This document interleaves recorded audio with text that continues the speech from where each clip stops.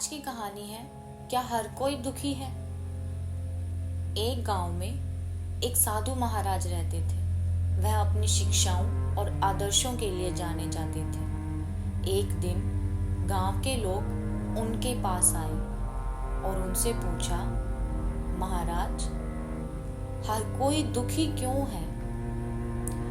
साधु महाराज ने मुस्कुराते हुए कहा, तुम्हारे प्रश्न का उत्तर देने के लिए मैं तुम्हें एक कहानी सुनाता हूँ। साधु ने कहानी सुनाना शुरू किया।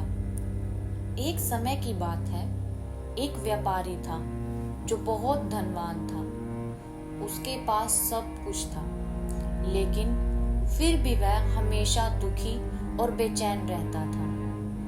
एक दिन उसने एक ज्ञानी संत से मिलने का निर्णय लिया।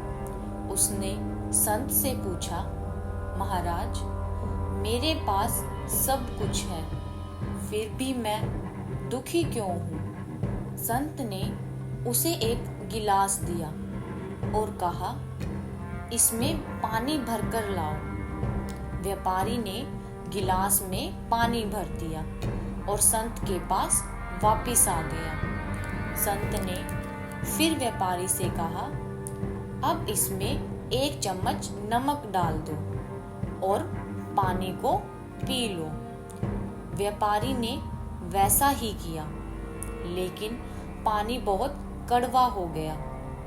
उसने घृणा से मुंह बना लिया। संत ने फिर कहा, अब इस गिलास को लेकर पास की झील में डाल दो। व्यापारी ने गिलास का सारा पानी झील में डाल दिया। संत ने फिर कहा, अब इस गिलास का बचा हुआ पानी पास की झील में डाल दो। व्यापारी ने वैसा ही किया, गिलास का बचा हुआ पानी झील में डाल दिया। फिर संत ने कहा, अब झील का पानी पियो। व्यापारी ने झील का पानी पिया और वह मीठा और ताजा था। संत ने मुस्कुराते हुए कहा, दुख और कठिनाइयां जीवन का एक हिस्सा है, ठीक उसी तरह जैसे नमक पानी का। परंतु यह तुम्हारे ऊपर निर्भर करता है कि तुम अपने दुखों को एक छोटे गिलास में रखते हो या उसे विशाल झील में घोल देते हो।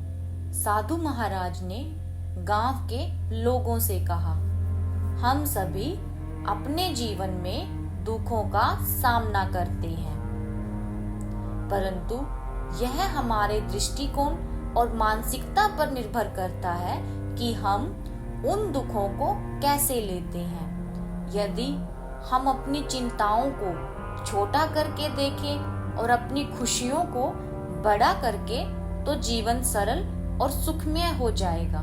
गांव के लोग समझ गए कि हर कोई दुखी इसीलिए है क्योंकि वे अपने दुखों को गिलास में रखते हैं। साधु ने महाराज की शिक्षाओं को अपने जीवन में अपनाने का संकल्प ले लिया और उसी दिन से गांव के लोग अपने दुखों को भूलकर खुशहाल जीवन जीने लगे। साधु महाराज की यह शिक्षा सबके दिलों में बस गई कि दुख और सुख हमारे दृष्टिकोण पर निर्भर करते हैं। और इस कहानी से हमें यह सीख मिलती है कि जीवन में आने वाली कठिनाइयों का कैसे सामना करना है और यह हमारे हाथ में ही है।